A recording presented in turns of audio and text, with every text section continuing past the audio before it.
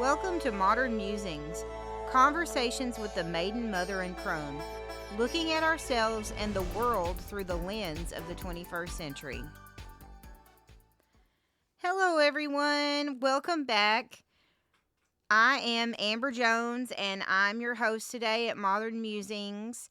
And I'm here with my co-host, Kristen Blakely and Cindy Murray. Hello.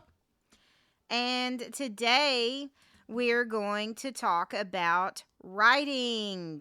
Yay! Yay! Oh, it's been a long week, but yes, I would have yayed faster, but I had a mouthful of coffee. Sorry. Yay! Kristen's like, I don't like it. But I love coffee. No.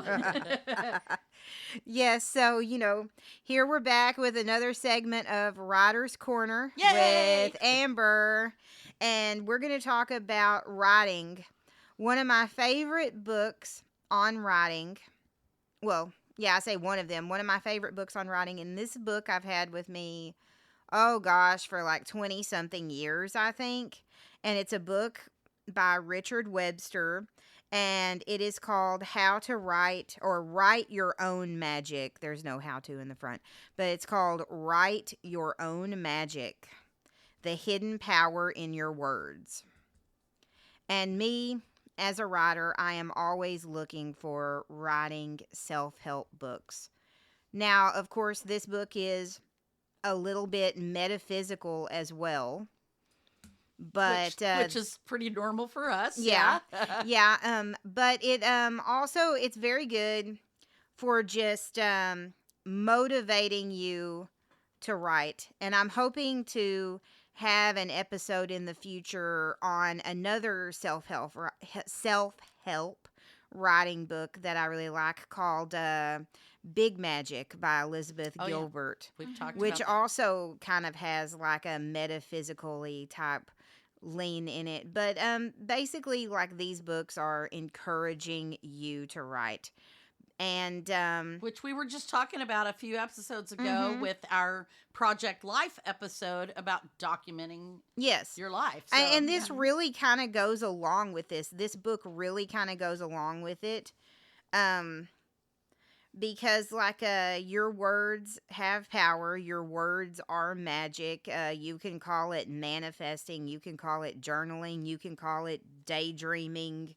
You can call it planning. You can call it planning. You can call it whatever you want. Your words have magic. And I was just explaining this to my students the other day. Because one of the students was like, I'm going to manifest that. And I said, well, to manifest it, you have to plan it. You can't manifest without a plan. Because manifesting is just like having dreams and wishes and things that you want to do. You have to have a plan and you have to do something. Mm-hmm. It's not just going to fall in your lap. You just can't sit there and be like, oh, I want to do this. Oh, I want to do this. I mean, sometimes by fate, something might fall into your lap. Like the other day, my husband and I ordered pizza. And all of a sudden, and we had pizza delivered with Uber Eats, and they gave us two separate orders of somebody else's order of pizza as well. So we had twice as much pizza.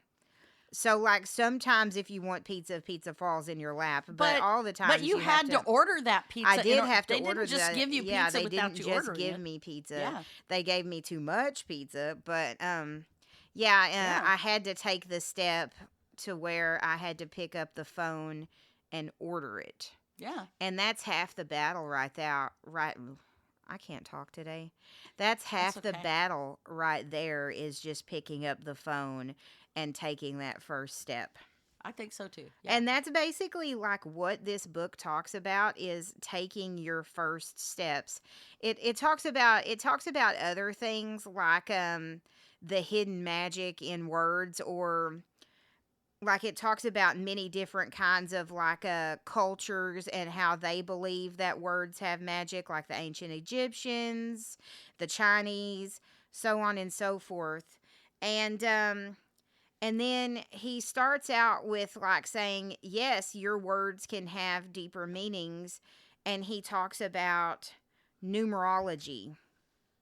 Which is where it comes into the metaphysical. Yeah, plane. where it comes into the metaphysical type thing is that like words have deeper meanings because like sometimes people use words like love and hate, and they don't really know like how powerful those words are. Right. Those are like extremes of different feelings. Yes. And love, and they're like two extreme, like opposite type feelings. But according to numerology, love and hate are very similar. I don't consider love and hate opposites of each other. In fact, I think the opposite of love is apathy. It's also the opposite of hate. Because loving and hating means you care so much about something that you're on this extreme. And apathy is that you don't opposite. care. You don't care at all. That makes so much sense. One of my favorite teachers in high school, Miss Height, and I know I've talked about her on the podcast before, is that she had a big poster on her door in her room, and it said, apathy is not an option. And those words have stuck with me over these years. Not caring is not an option. Yeah. And sometimes, like when I say I don't care, I don't really mean it.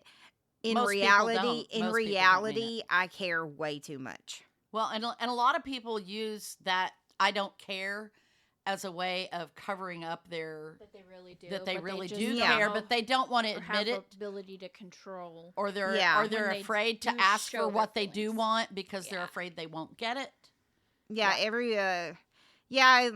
In reality, when somebody says they don't care, that means they probably care way too much, and they want you to think that they don't care. And and I noticed that like a lot of times that's the case, especially like from a psychological perspective and a teacher perspective. If a student says or somebody else says that they don't care, that means that they care way too much. So there again, power in the words. There's power in the words. There's power in those words that I don't care. So we're going to like take a step aside and talk about a little bit of numerology and like say the meanings behind the words. And if you don't know what numerology is, listeners, it is the ancient art of studying numbers. And then now you like take your step back and you're like, well, what do numbers have to do with words? Well, excuse me, math is the universal language. Absolutely. Every culture knows math. Well, and writing is based on math. You've assigned a position, a character for each letter in an ordinal set. Yeah. That represents sounds. It's all math. Really, it is. Yeah, I mean, everything is the basis of math, and my students get mad at me a lot, like especially like when I talk about math and if we do math things in English class, because math is the universal language, and sometimes people just don't get that. So, numerology is the art of studying numbers, and each letter in the alphabet has a number. So, number 1, and you just basically, like, you take 1 through 9 and you go through the alphabet. So, like, A is 1, B is 2, C is 3, 4 is D, 5 is E, 6 is F, 7 is G, 8 is H, 9 is I, and then it goes back to J, where J is 1, K is 2, so on and so forth. And, like if you're thinking about numerology charts at home and you're wanting to look this up and you don't want to buy this book, you can just Google a simple numerology chart and you could get like 10 different websites that say or you can use AI. Kristen's smiling about this. And say, hey, what's the numerology chart? Or Google AI will tell you what's the numerology chart. And so each number on this chart has a core meaning. For example, the number 1 means independence, leadership, and ambition. The number 2 means cooperation, balance, and sensitivity. The number 3 means creativity, expression, and joy. And by the way, I'm a number 3. And I'll explain that here in a minute. Number 4 means stability, discipline, and hard work. Number 5 means freedom, adaptability, and adventure. Number 6, which I think it's funny, the letters that go with number 6 are FOX, Fox. So number 6 is Foxy. Means responsibility, nurturing, and harmony. Number 7 means introspectum, wisdom, and spirituality. Number 8 means power, ambition, and material success. And number 9 means compassion, humanitarianism, and endings. And so what I want you two ladies to do is look at the chart that I gave y'all, or Google the chart, and come up with your number for your name. So my name is Amber, and it's spelled Amber. So A is a 1, M is a 4, B is a 2, E is a 5, and R is a 9. And so you got to use a little math here. You add all of those together, and so that makes it a 21.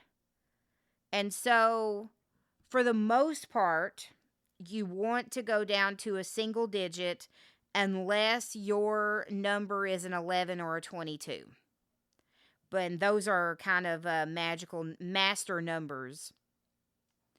So since I don't have a master number, I have a 21, then you take the 2 and the 1 and you add them together, and that gives me a 3. And I thought that this was fun, and I was laughing when I was doing it earlier, is that 3 is creativity, expression, and joy. And creativity and expression are like 2 of my core values, like 2 of my core things.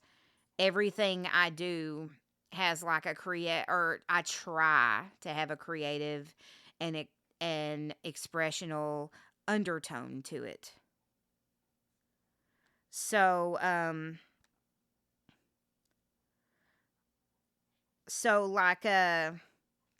you can take this a step further as well when you're doing your name. So in numerology, the vowels, A, E, I, O, U, sometimes Y, are called the soul urge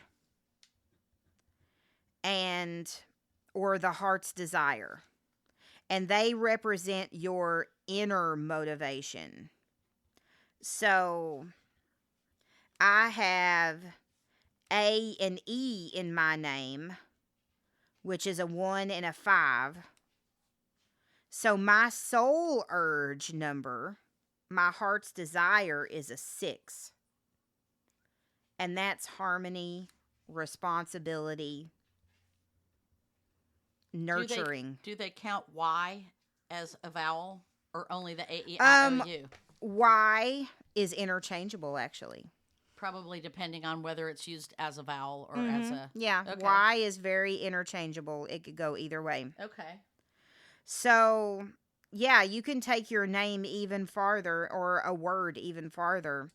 And so the heart's desire my heart's desire is responsibility, nurturing, and harmony, which kind of makes sense because I'm a teacher. So I was talking about the vowels, and now you're probably wondering, well, what about the consonants, right? So the consonants, if you add them together, that's your expression number. Mm. So other than your soul urge or heart's desire number is your expression number. And it represents the natural potential of the word. Okay, so how you get your expression number is you take your soul urge number, which I said mine was a 6, Mm-hmm. and then you count up your consonants. So my consonants are an M, B, and R. So M is 4, B is 2, and R is 9, which makes 15, which would make 6 also. Oh. So, and then you add those two together, which would be 12. And then add that together, which means my expression number would be 3. And so it goes back to creativity, expression, and joy. You're in alignment with yourself. Yes. Mm. Which is interesting because I'm sure my mother did not even think think about that, of course, whenever Oh, she yeah. Most came up people- with my name. She saw and the origin behind my name, and I think I've mentioned this on my podcast. The origin behind my name was that my uncle, my mom's older brother, had a girlfriend named Amber when my mom was little. Mm-hmm.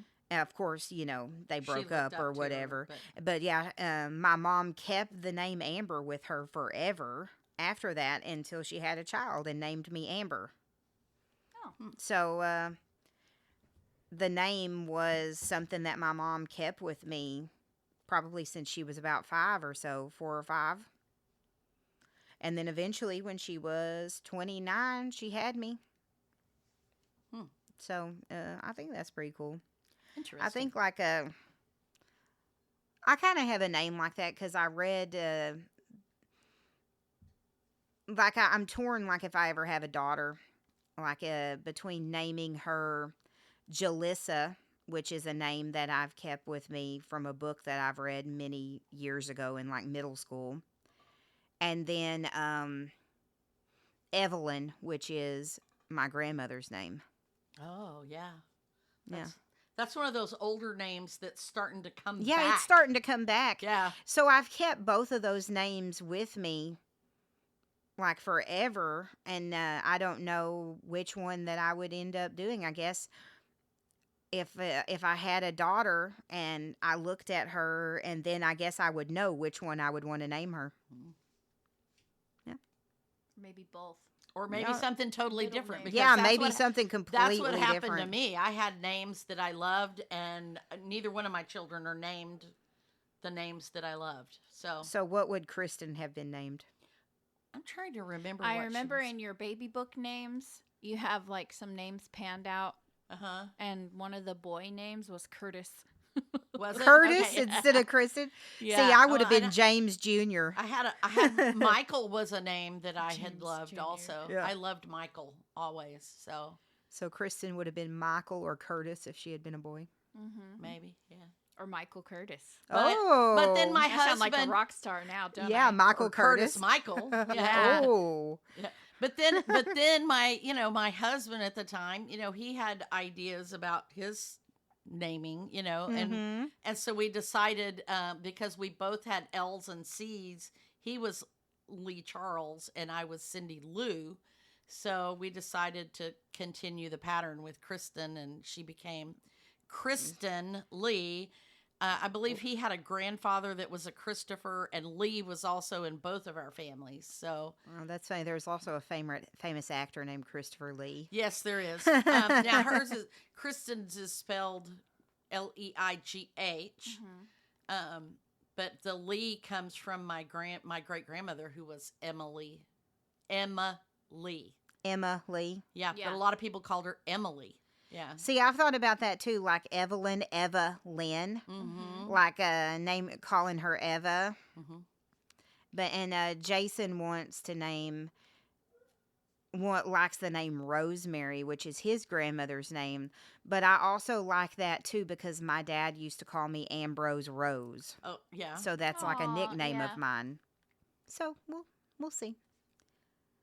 Or you could do Rose Marie. Rosemary, that's Oh, really yeah. cool. That Yeah. would be really Or if you have pretty. twins, you could have Rose Marie and Eva Lynn. Oh my God! You know, if I did like in vitro or something, I probably would have twins. Right. Okay, so back to numerology. Right. Or- Well, I mean, we're talking about words. names, We so are you talking know. about names, yeah. So yeah, I want to know y'all's names and your soul urges and all that. Okay, well, I did mine while we were talking. I had actually done my first name before we started because you'd given me the notes, and I turned out to be a 1. So the name Cindy comes out to 28. You add those together, you get 10. You add those together, you get 1. Mm-hmm. So that's independence, leadership, ambition. Yeah. You in a nutshell. It is. Right? It It's totally so is. funny how that turns out. Something.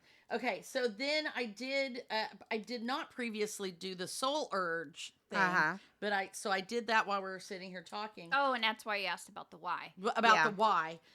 So I got if with the Y because it is pronounced as a vowel, not as a consonant. Mm-hmm. With that, I got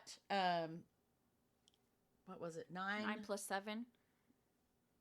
Yes, 9 plus 7 is 16. Which You is add those 7. together, that makes 7. 7 is introspection, wisdom, spirituality. Ta-da! Yeah, And that's where that's am your I? soul urge Yeah, right That there. is Russian my Yeah. crondom, Your here. crondom. Crondom, not Chrome chrome dome. dome. Your chrome dome. Yes, all the that's time. your chrome dome. Anyway, and so then when you do the expression of my consonants, those become they add up to 3, which is the creativity, expression, and joy. So Which brings you back to a 1. So I'm just going to tell you now, it doesn't matter how you slice and dice the numbers. When you separate the consonants and the vowels, you're still adding them adding Yeah, them together. yeah. And so it will Yeah, always so it'll equal the always same. bring you back. right, Yeah. but you've got 3 different aspects of Yeah. your personality The there. only because you time it wouldn't add up is if your expression number or your soul number Is equaled an 11. An 11 or a Right. 22. right. Mhm. Yeah. But the 3, being the creativity, expression, and joy, one of my favorite things is when Amber starts talking about writing prompts and reading prompts and stuff, that I'm right there. I'm that creative person. I like to write. I like to create artistically, all kinds of things. So that falls right in also. So that's how I express myself is creatively. I write or I make art or something like that. And deep down, I want responsibility, nurturing, and harmony. And which is how do you get the true. deep down? That's the soul urge or Oh, the yeah. Yeah. the heart's desire. Yes. Oh, the heart's desire. Yes. Mine is wisdom and Mhm. yes. So, Introspection and mine- spirituality. So, Kristen is spelled Christen. So I'm a 38991255.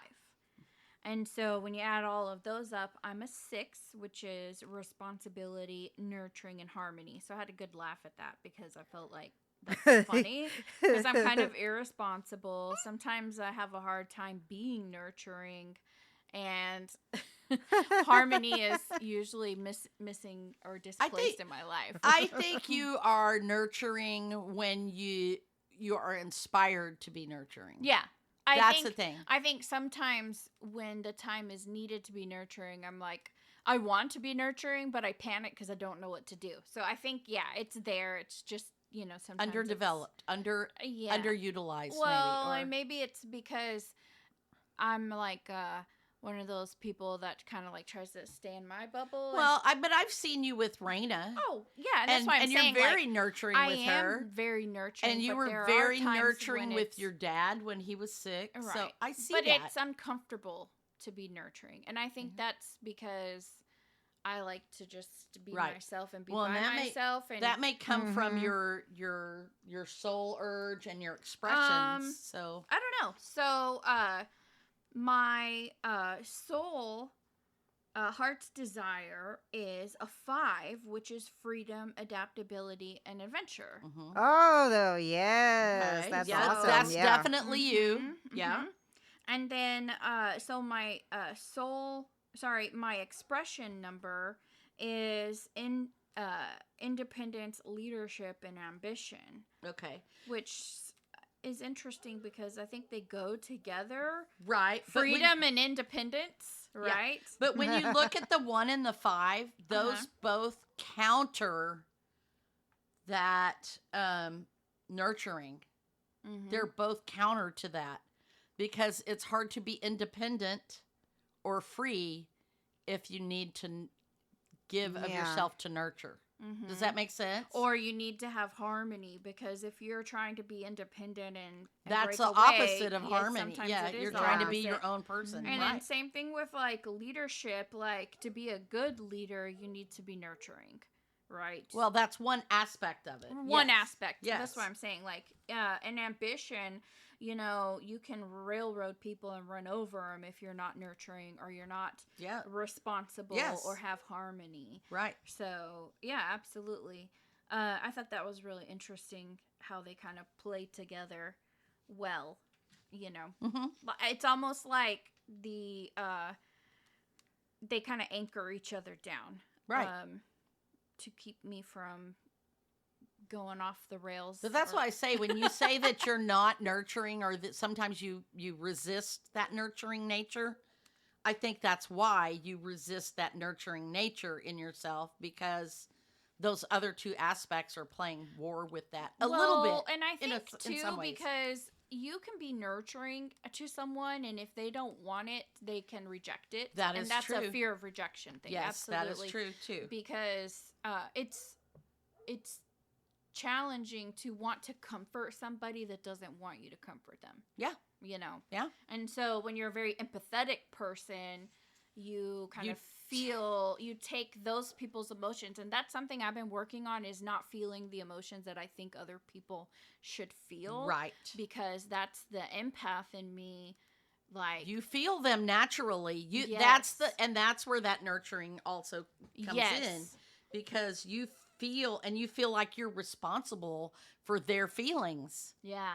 Yeah. Yeah. And you're not responsible for those feelings. And as an empath, and I'm not talking in the metaphysical sense of being an empath, I'm just talking in the psychological sense of being empathic. You tend to take on the feelings of other people, or you can sense the feelings of other people. So if someone's in a negative mood, you take on that as well. If they're negative, it makes you feel mine. It impacts your outlook.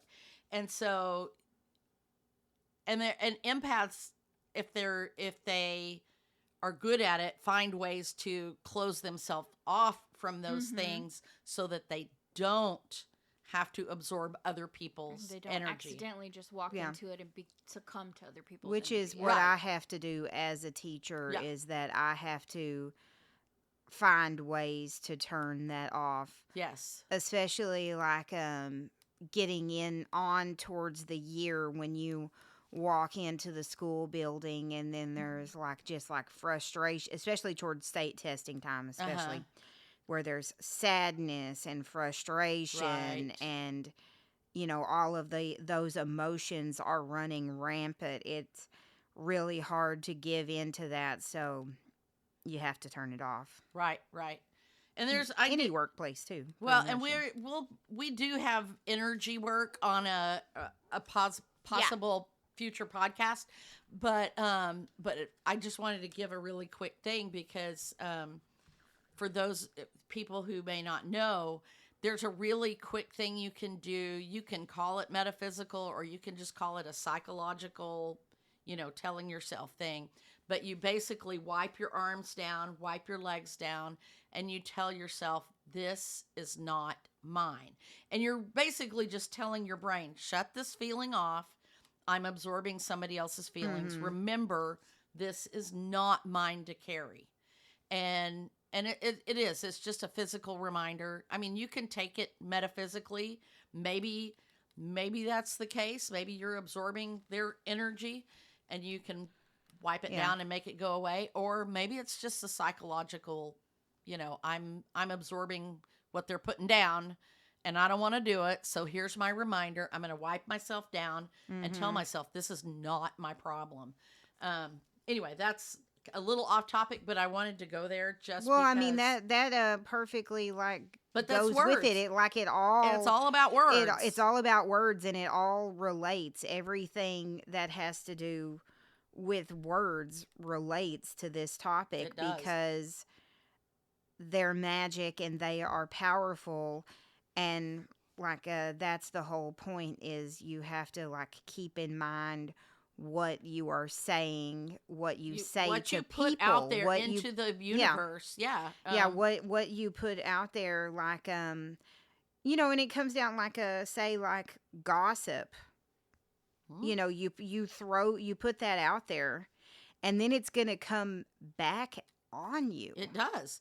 Either if you're gossiping, then the people that you're gossiping to are going to gossip about you, Yeah, or they're going to gossip, or whatever you've said is going to change. yeah. If you say And something, it's gonna change and it's gonna go in a negative direction. right. And also remember that whoever you're talking to, if they're gossiping with you about somebody else, they're probably gossiping about you with someone Mm-hmm. else. So, yeah. And yeah, that's definitely like definitely that goes in hand with like didn't we do an episode on like workplace stress or something like that? Uh, Or I don't remember. Maybe we did school. I know, I knew we yeah. did school. I know I'll have we to do look. talk a lot about like our jobs and stuff like that, and like things that happen at our jobs on Hmm. this podcast, so it could go hand in hand. But yeah, when it breaks down to it, like if you put your negative words out there about somebody, it's gonna come back to you or Always, something. always. You know, Or even if you're putting out negative things about yourself, yeah, because definitely. If you because you say, start to believe those. If you keep repeating something often mm-hmm, enough, I'm too fat, I'm too ugly, I'm not smart enough, I'm not ambitious enough. Eventually, you believe it yeah, because your brain gets brainwashed basically by the things you say. yeah, a negative self talk is definitely, and then that's also more of a psychological type thing as Absolutely. well. And that is something that I tell my students that the more that they say that they're dumb and that they don't understand, then they're going to believe Hmm. that they don't understand. Absolutely. Yeah. So, Richard Webster, aside from numerology, he takes like the whole magic of writing to the next level, and he talks about in his book, which is very fascinating, like the because we wrote down our names, and he talks about like the power that a name has. Like he talks about in Chinese culture that especially ancient Chinese culture that like if you give somebody else your name, they may have power over you. And then also like the Chinese believed that words had their own beauty. Like for example, the word beautiful sounds beautiful, Hmm. and the word prosperity kind of sounds prosperous. Okay. And so that is what the ancient Chinese believed. And then the ancient Egyptians as well believed that there was hidden magic in people's names. Okay. And so then I think some of the Native American tribes also had, also, and that's why they had some. Some of the tribes had like secret names, and they had mm, tribal names that only their own tribe could use, and then they had public names. And I don't know any specifics of that, obviously, but I Yeah. think I remember that. And then Richard Webster goes on to talk about like how you write also has like a hidden psychological meaning. Mm. And he talks about graphology, which is the study and analysis of handwriting. Which they use in criminology, Yeah. actually. Yeah, they use in psychology, they use in criminology. So, and they look at different things like the size of letters, which I remember Cindy we were talking about this before the episode, and she was like, well, sometimes I write in many like different ways. I do, do. I do too. Like if Sometimes you I'll write really tiny and really Mhm. precisely, and sometimes it's these big sloppy letters, and yeah. I think a lot of people are guilty of that, because when I look in my journal, I'm the same way, and I've noticed that reading other people's writing. A lot of mine has to do with like how tired my hand is. Yeah, there's some of that. There's some of, I think, how intense the topic is. So if I'm just writing lightly and casually, I will tend to make maybe bigger and more flourishing letters. Whereas if sometimes I will write really tiny and, either trying to conserve time or whatever. And when I'm in a hurry, they're like really slanted and really striking, and I write really hard, if that makes sense. Mm-hmm. Yeah. So my mood and what I'm writing about, often plays a big part in that. Well, so like in like the psychology of letters, so if you look at your own writing, like say if you use large letters, that means that you could be extroverted and overly confident and attention seeking. If you use small tiny letters, that means you're more introverted Mm-hmm. and detail oriented. If your letters slant to the right, you're more emotional. If your letters slant to the left, you're more reserved and cautious. Okay. If you don't have any slant, you're logical and pragmatic. Okay. Which is what I do when I'm making notes. Yes, I I do was that. actually just looking at a whole bunch of writing that I had while Amber was saying that, because I have like a whole page of Uh-huh. words and stuff that I've written, and some Mhm. of them are very like straight up and down, and then like one word will be slanted to the right, almost like Oh, yeah. it's So italicized. yeah, But So it's what like word? that word. Like what So word here's example? the example. So when we were writing out expression number, I was taking some notes of what you were saying. So I wrote expression number, soul plus your the consonants, right? And then I wrote independence, leadership, and ambition, because I got a 1. So independence and leadership are straight up and down, Mm-hmm. and ambition is slided to the right. Oh, so you had like kind of an emotional connection maybe to that word. Maybe. Okay, like, okay. yeah, because I went, oh, ambition. I was just looking at the same thing, my same notes on this, and I don't know if you can see this, but like some of my letters are straight up and down. There's that logical Uh-huh. part. But then I start getting like on the word expression, like some of those letters slant to the left. Oh, right. Yeah. And that's the reserved, cautious. Yeah. Yeah. Which is And kind so of weird. that's what I. Not all of the letters, but Right. some of them. Yeah. So it's almost like subconsciously, like while you're writing. And I wasn't even paying attention while I was right. doing it. I was just Yeah, because I didn't even know this until Amber said it, and then Ooh. I was like, "Ooh, let me look at my handwriting," because yeah. honestly, like I have this weird, like a psychologist would love to analyze my handwriting, Mhm. especially in my journal, because afraid. when I look in my journals or my notes, it looks like 3 different people writing.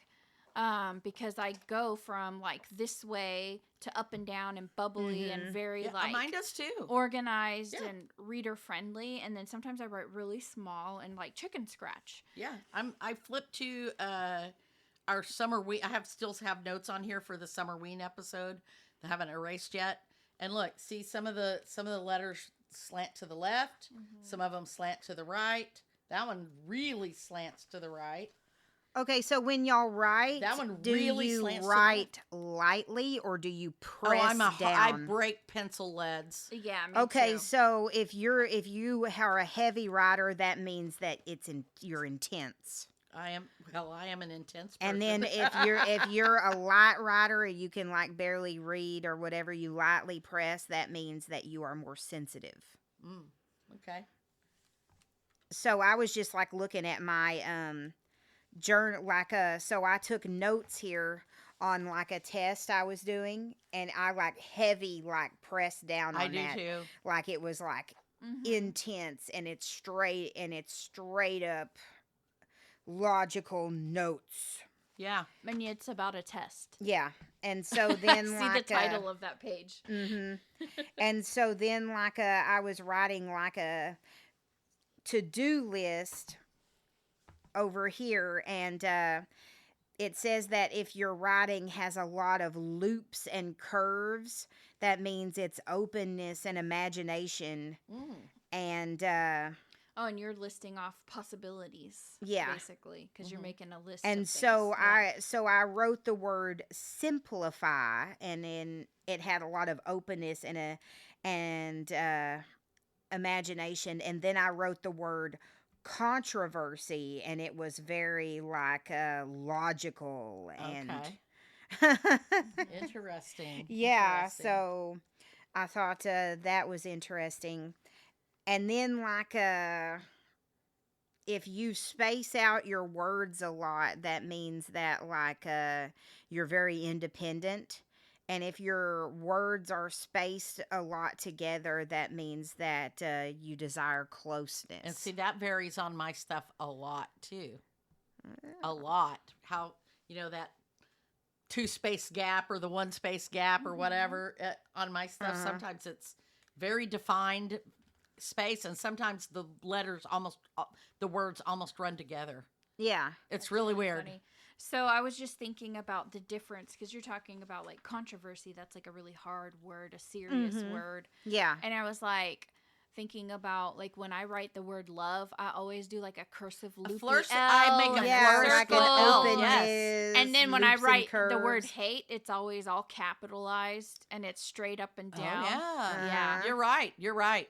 You Yeah. know, and I even do when too. you see it in print, usually it's very the opposite, like love and hate. You wouldn't really see the word hate in like a really flourishy like No. Yeah. It would always type be of bold calligraphy. type, Yeah. bold type, Black and sans white, serif yeah. font.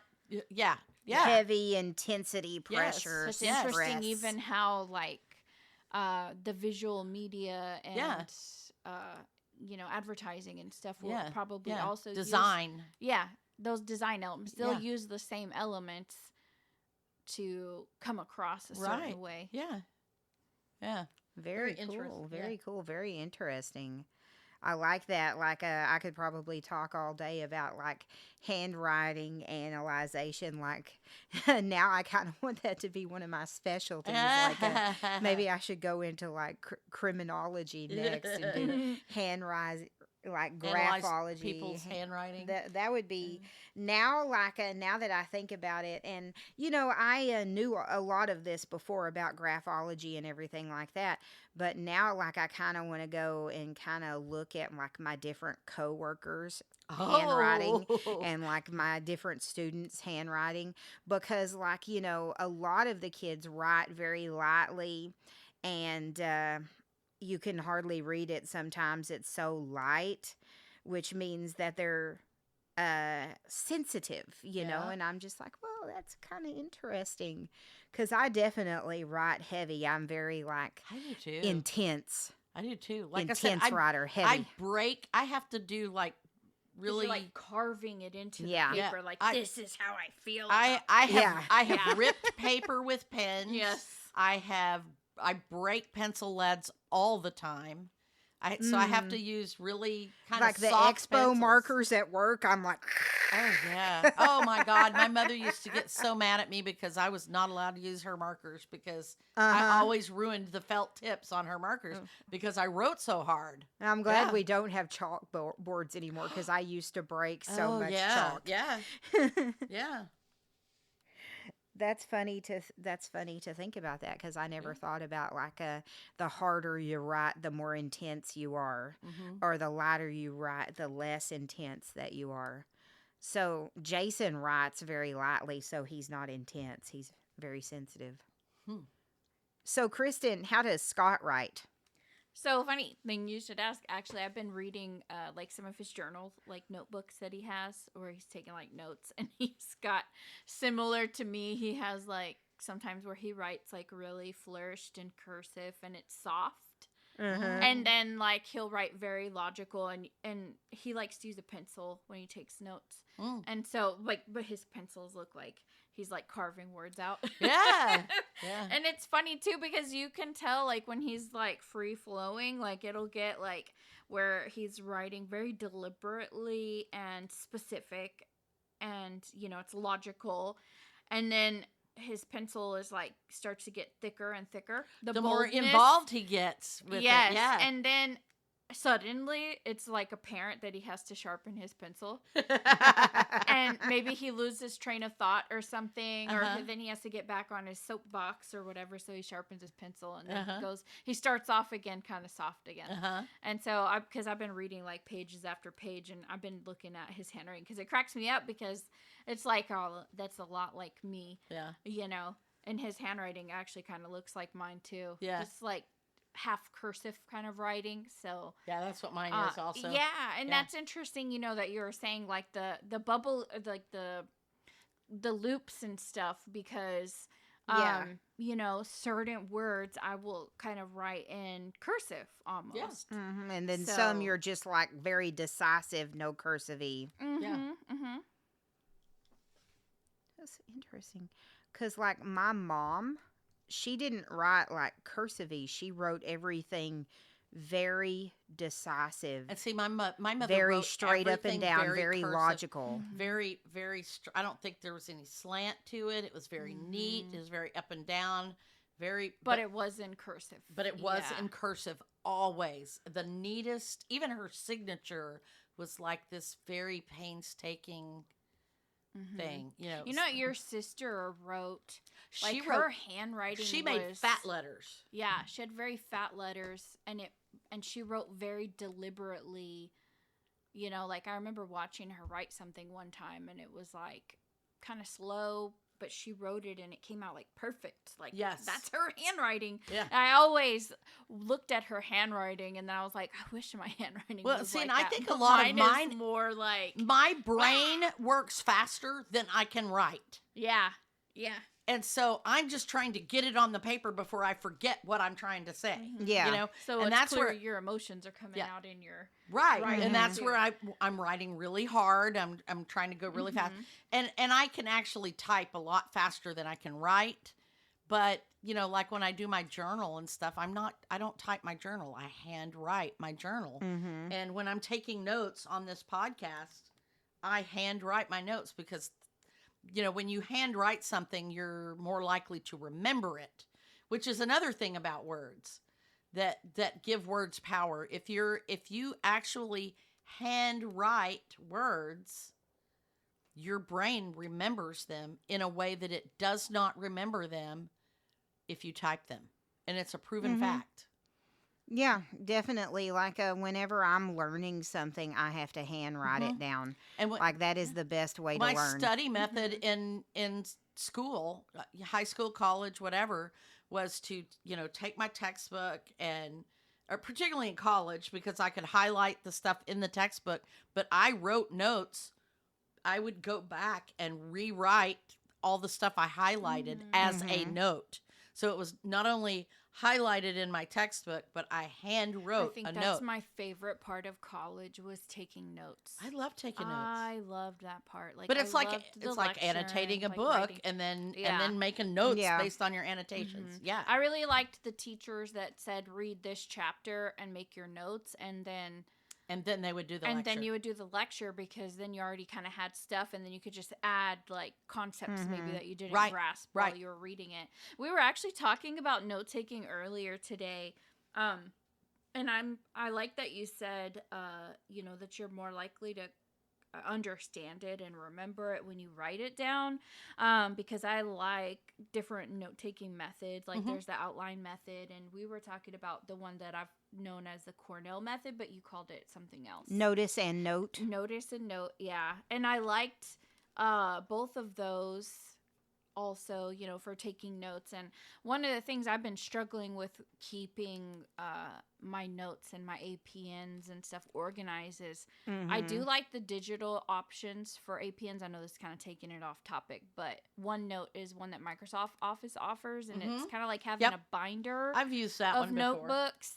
And but the thing is it holds the information, but I never retain any of the stuff that I put in it. Right, you so don't. it's almost like I need to like write it it and down, then put yeah. it in the notes later. Well, and that I do, like I use Apple's Notepad a lot, and I have a ton of notes in there, but I don't remember the things that are on there. I have to refer back to them. So I only remember them if I actually, that's why I have this Rocket book, which I think is a fabulous thing. One of our listeners and fans gave it to me, and it's a great way for me to keep episode notes, because I can make notes while we're recording or while I'm editing, and then I can just erase it and it goes away. But I've accomplished that task of handwriting that stuff, and then I remember it. I retain it. Yeah. So I do like that. And then the other thing about the Rocket book is that if I need to keep a copy of those notes, I can use the app, the Rocketbook app on my phone. And is it Rocketbook, right? Yeah, it is. Yes. Rocketbook. Yeah, I'm not, which is not to be confused with Rocket Money, I think is the app. It's a totally different thing. I didn't want to get people confused. I utilize both. But doing the Rocket Notes, I can scan. There's like QR codes on each page of my notebook, and I can tell it to save it as a PDF or send it as an email or do all these different things with it.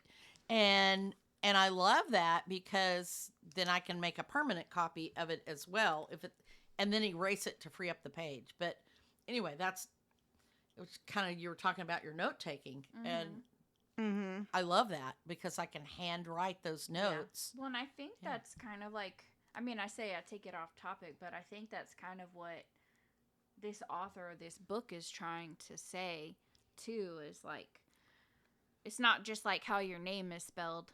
Right. Yeah. It's all the power of actually writing. The power of writing. Yeah, and I was definitely getting around I know. to that. Yeah. Well, it's a long book, and we already talked about before we started. Yeah, we're only going to do like half. We're only going like halfway through the book. Right. And so, so, you know, he talks about like the magic and everything and like what the words mean.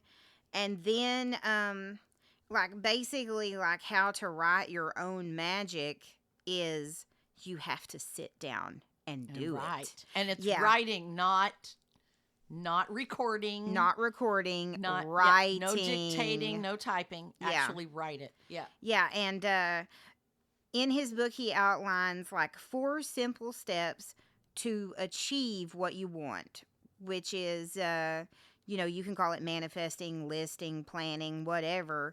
First, you have to have a dream or idea.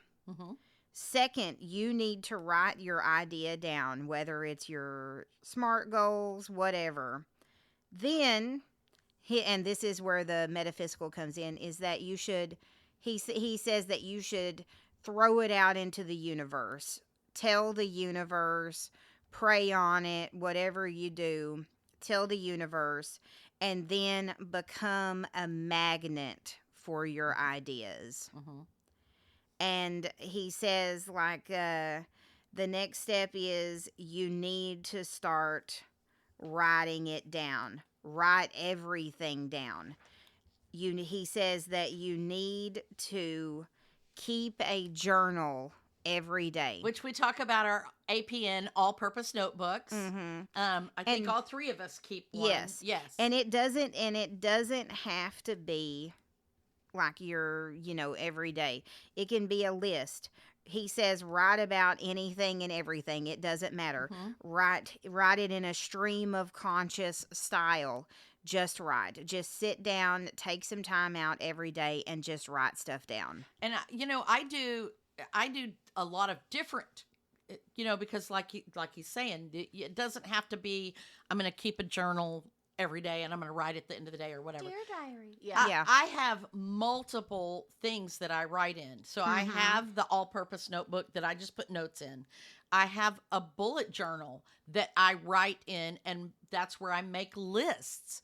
I have, notepads, and sometimes they're temporary lists. I have a clipboard, and I Yeah. will write down a bunch of things on my list, and I'll throw it away when I'm done. But I wrote it.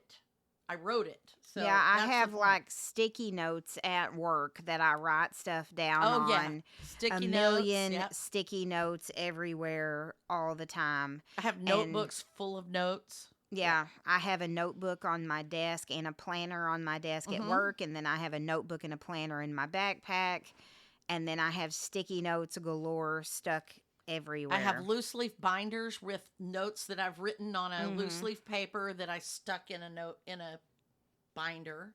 Yeah. Yeah. So yeah, that's what you need to get started to write your own magic is just write. Yeah. Like that's all you need. Write everything, I write love it. anything, everything. And then if it makes it easier, he said, then write to yourself. Write it like a letter, like you were talking about, dear diary. Yeah. Yeah. Mm-hmm.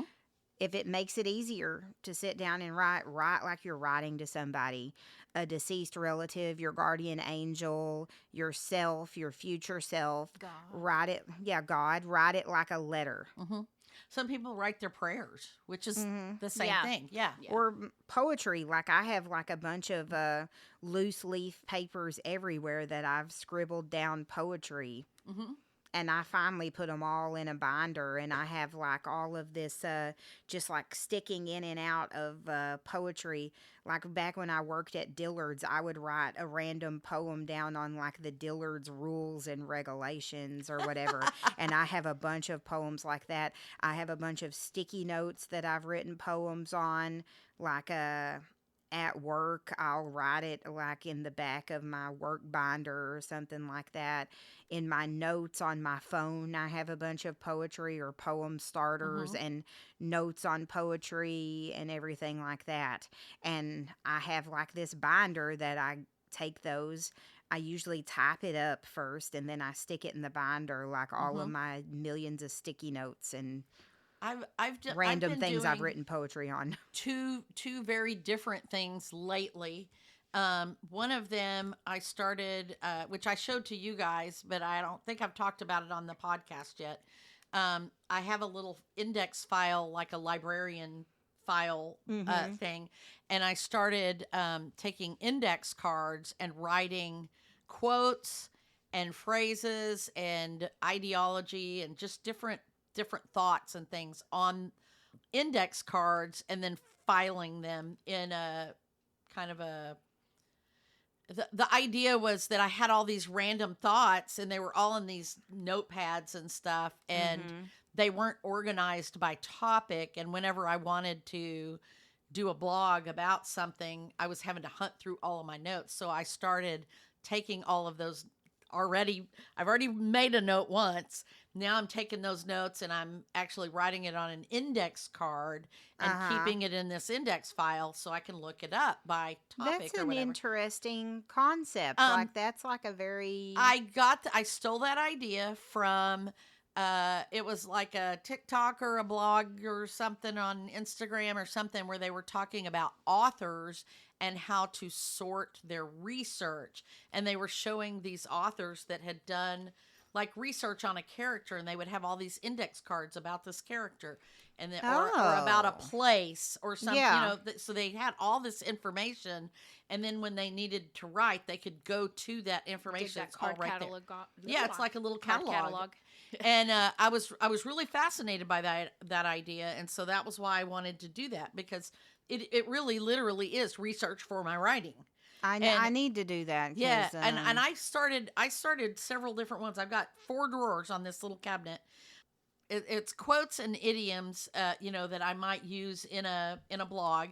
One of them is research about different places that I'm interested in going to, and one is Mhm. biblical research things that I wanted, somebody said something and I want to go back and back and research research it. that. So I'm bad about that. Is writing like research this down and then never going Never to actually read it. Right, research right, it, but right. it's on a piece of paper. And It's you're on a like, piece Yeah. of I paper wanna somewhere, know about or it's that. in this, or it's Yeah. in this notebook that you've had. So I did that. Or collecting websites I want to like Oh, further yeah. investigate, and I Yeah, I have a lot of those too. And then the other thing that I started doing was creating this thing called junk journaling. And it's basically you take scraps of paper, all kinds of things. You take envelopes and paper sacks and invoices and whatever you want, and you just stick this stuff together and you bind it.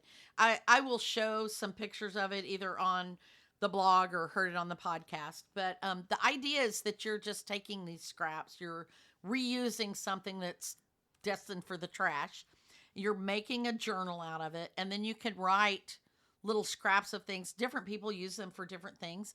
I had an instructor in a class about junk journaling who used it to write about her journey with breast cancer. I mean, literally, she was using it as a diary type journal. I have another friend who does one, and she just puts quotes and idioms and things like that in it, as reminders or whatever. But I love this idea of just having these things. I might have the ticket from a visit to the fair or a bill from a restaurant or something, and then I come back and maybe journal about being there, or maybe I journal about how it evokes feelings from my past or whatever.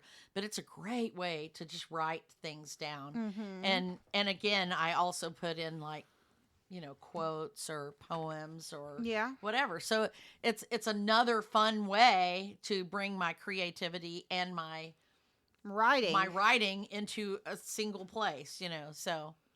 Yeah, I mean, there are no rules in here that say that you can't be creative and write, or if you want to like decorate your lists Well, or and whatever. I And used like to journal in my planner. Yeah. At the end of the day, I would just write down all the things, that I had a list of things I was going to do, and then I'd check off all the things I did, and then I'd write a little journal entry at the bottom about what happened that day or whatever, or I'd put a picture in, Yeah. So I've done all that as well, and I love that. So Yeah, that's really great. And we've only covered about half of this book right now. We definitely will have another episode coming out detailing the other half of this book, and getting really like deeper into writing your own magic and journaling and stuff like that. Um, but for today, I just want you to like take his 4 simple steps: dreaming, writing your dream down, telling the universe, and becoming a magnet for your thoughts and feelings. So, and I'm not talking about putting your negativity out there, because then you will become a magnet for your negativity. yes, you will. We've talked about that before too. Yeah, I'm talking about putting your positivity out there and your hopes and dreams, and becoming a magnet for your hopes and dreams Got and it. prayers. So just to confirm, you're saying write down your dreams, like not your bedtime dreaming state dreams, but like your goals. Yeah, everything. right. Write down. That word is very interchangeable and they're very Yes. different. I know, like I was like, I don't know if I want to manifest my dreams, because I had a really My dreams weird, are really weird. vivid dream last night that was so long, and I'm like, I was stuck in a shopping center and I couldn't get out. Okay, don't manifest that. No, Okay, exactly. Yeah, but But we've talked about this before on the what is that the secret. Yes, the secret. The secret. And what is the shoot, my brain just went dead. What is the theory, the law of Yeah, the law of attraction? Law of attraction. Sorry. yeah. My, So yeah, I was like, same what? same concept. Yeah. You want to put good things out there and attract good things. So you're gonna put your magic or your words and your thoughts and your prayers out there, and you're gonna tell the universe, and you're gonna bring good, and you're gonna become a magnet for good things. And as far as like regular writing is concerned, Richard Webster, his final thought in this part of the book is that to just write everything down. Right. Doesn't matter. Everything down. It doesn't matter what you're writing.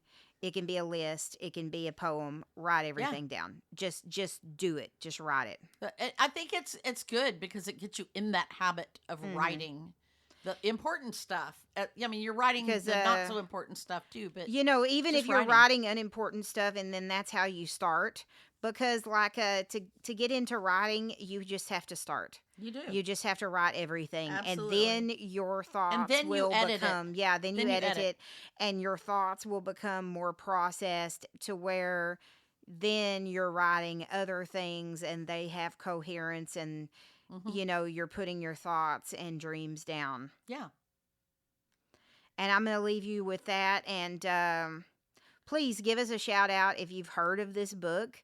If you like Richard Webster, he has a bunch of other books out there, especially on manifesting and magic and stuff and metaphysical things, and self-help. He has a lot of self-help books out there.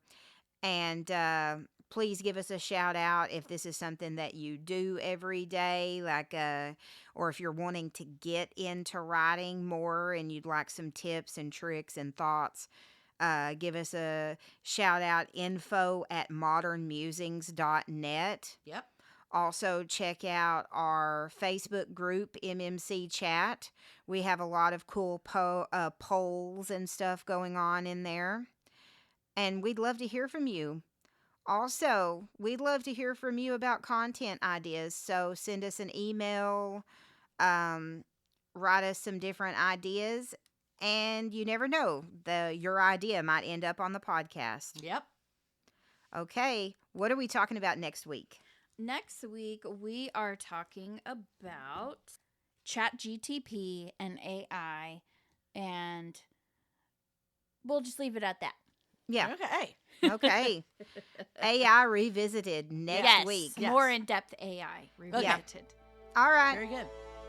Talk to y'all next week. Bye. Bye.